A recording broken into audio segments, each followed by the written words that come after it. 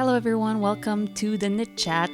It is a podcast all about knitting, crafting. It can be crocheting, spinning, whatever strikes my fancy. My name is Claudia. I live in Montreal, and I want today to do a little tag. So a tag is a trend that I've seen in multiple different areas of YouTube. So I've seen it in the book community, I've seen it in the makeup community, I've seen it in different parts of YouTube. And today I want to do a knitter's tag. So I made up 15 questions that I'm going to ask myself. So hopefully I have answers for them, I guess. If you are someone that has a podcast or a YouTube channel and you would like to answer the questions, I do have a document that I'm going to link in the description box for the French questions and the English questions. They're the same, obviously, but I will do this tag on my French channel as well. So I'm hoping you get a little kick out of that and you get to know a little bit more about me, and maybe you want to answer those questions as well. So the first question is, which yarn weight is your go-to? And if you've listened to the podcast, the last podcast where I am with Amy and Sasha, you already know the answer to this one probably, but my gut instinct is to say fingering weight yarn. Fingering weight yarn has always been my go-to since, let's say, since I started knitting sweaters a lot.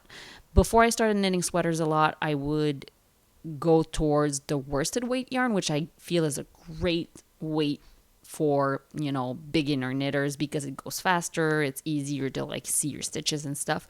But when I started knitting a lot of sweaters, I really like a fingering weight sweater. I feel like it's just the right thickness for me. But then again, I've been going towards designs that use sport weight a whole lot more recently. There used to be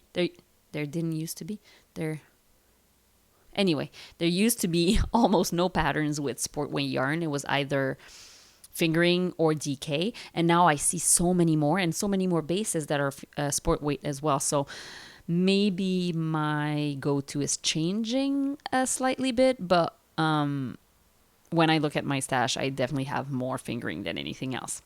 So here you go. Then which yarn weight is non-existent in your stash is question number 2. Non-existent, obviously there's no weight that is non-existent. Like I have a little bit of, I have at least 1 or 2 skeins of everything, but I would say that the one that I have the least amount of would be a DK. Is it possible that the DK is like my least used? I think so, but it's weird because I kind of always go towards pattern that use DK and think DK is awesome. I just don't buy some, which is funny. I just bought DK weight yarn today and it's a summer yarn. It's a silk and linen blend from Tennis Fiber Arts, which is the Willow DK, in order to make the Look at My Holes pattern. And I bought it because I had no DK weight yarn in my stash. I just have none. And when it's a pattern like a sweater, I'd rather use like a fingering weight held double with a mohair in order to create the DK size. So yeah, I really don't have much of DK weight. Question number 3 is, are you multi or mono project? So do you have only one project on the go at the same time, at one time, or do you have multiple? And my answer is obviously multiple. Like there's no way I ever only have one pattern on my needles. I can be working very intensely on one pattern at one point, but it's a phase.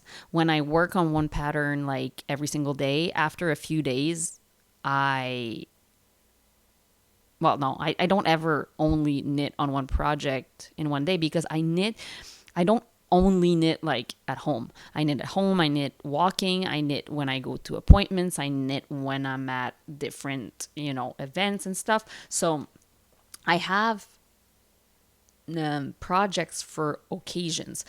So even if I'm knitting a lot on, let's say, a sweater, that sweater is not going to be like the best thing to carry with me when I'm walking my dog once it gets to a certain size.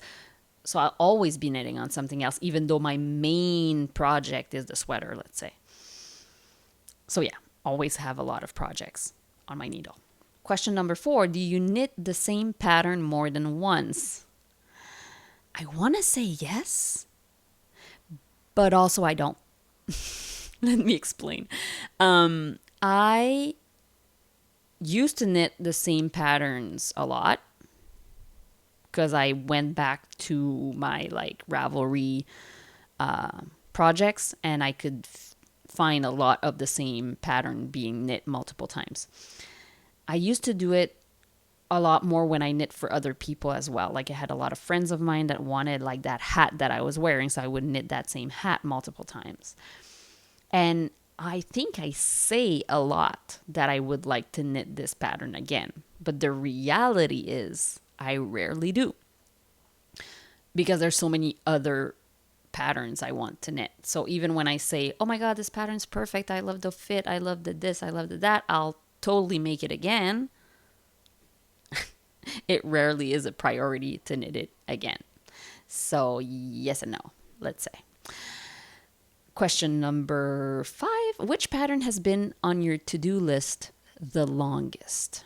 And for that one, I went back again to my Ravelry queue this time. And the thing is, a little while back, like 2 years ago, I erased all the things that were on my queue in Ravelry. I don't really use the queue a lot, but like I erased everything to start fresh because those things didn't necessarily seem relevant anymore. Like I didn't have the yarns that I used to have to make those patterns, etc. So the one that's been on my queue the longest on Ravelry right now is the Spot Sweater by Anne Ventzel. And that one I fully 100% intent on making it. I really want to make it when I find the right combo. I thought I had the right combo, then I swatched with it. It wasn't working. And so I'm looking for, like at some point I'll find the perfect combo of mohair and probably a variegated yarn, or maybe a handspun yarn would be really nice. And I'll make that pattern for sure. Question number 6. Am I a morning or an evening knitter? I'm absolutely an all day long knitter. But if I have to choose between knitting in the morning and knitting at night, I'm most likely knitting at night. In the morning, I'll get up, I'll read. If I have some time, like with my coffee and everything, I'll read. I like reading in the morning. I feel like it gets me started for the day really well. If I have a very simple pattern on the go, I might knit while I read, maybe. But then after the kids go to bed, I'm absolutely knitting. And or when the kids are, when we're all sitting around after dinner, I'll be knitting or spinning. Question number 7. Do you work off of printed or electronic patterns? Electronic patterns, all the way. I never print my patterns because one, it would make more clutter in my house, which I'm not interested in. I already have way enough. And 2, because I work off of like a pattern downloaded on my computer and my phone, I always have my phone with me so I can always look at my pattern. I'm also trying to use less, disposable stuff. So obviously printing on a sheet of paper. I would print on something that has already printed on. Something that has already been printed on. And also my printer doesn't work. Whose printer ever works properly? Like, I know no one on my neighbors and everything. When I needed to print something, I'm like, who has a printer? And everybody's like, I have one, but it doesn't work. Like, everyone. So anyway, electronic patterns. I also don't own knitting books a lot. I have a few. but it is not my priority to buy physical knitting books. I'd rather buy them in, ebook format. What's your favorite stitch to knit? It depends. It depends on the mood I'm in. I'll vary from one to another, but one that I'll never get tired of knitting, that I could knit all day and all night, is basic stockinette stitch in the round. Boring, I know, but give me stockinette stitch in the round and I'll knit forever. I just like it. It's just so simple, and it allows me to do everything at the same time. I can read and knit at the same time. It's so relaxing to me. It's so meditative. My French is showing. I can't say that word. I don't know how to say it, but it's very calming. Question number 9. What's your favorite stitch for the finished look? That heavily depends on the yarn I'm using.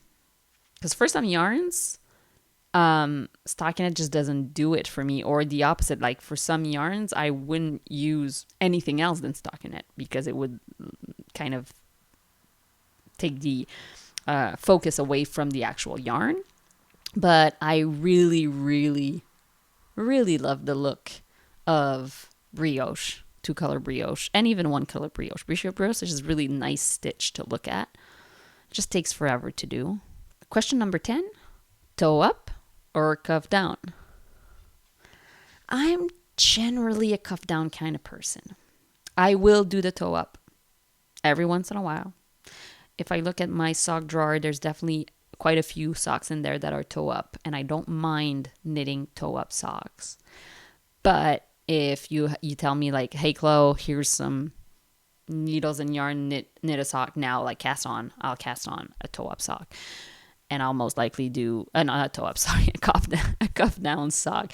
And I'll most likely do a cuff down, like basic stockinette stitch with a heel flap and gusset and a wedge toe. That's imprinted in my brain as my just go-to pattern. Question number 11. Metal or wood needle? I'm a metal needle person.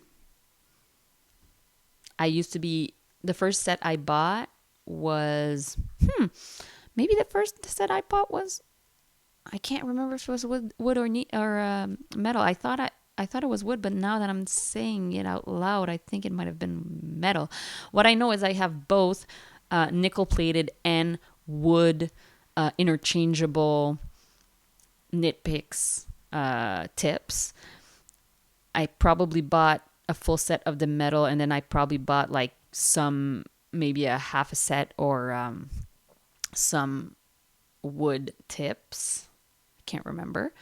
And now I also have the Xiaogu metal tips, and those are my favorite. Like, there's no yarn that I've seen or experienced that is too slippery for me. I really love when stitches are flying off the needle. 12. Which designer needs to get more hype? A lot of them. So many good designers, and like it's so easy to go straight to the ones that we know and the ones that everybody know. And I'm guilty of it too, because the designer I'm gonna be saying needs more hype is my go-to, like the one that I keep going back to, but that not everybody knows. Her name is Camille Descôteaux. She's a Québécoise designer. She designs in French and English. Her patterns are amazing. They are perfect. She's so smart in the way she constructs things. I adore her patterns, and I will keep knitting them forever and ever.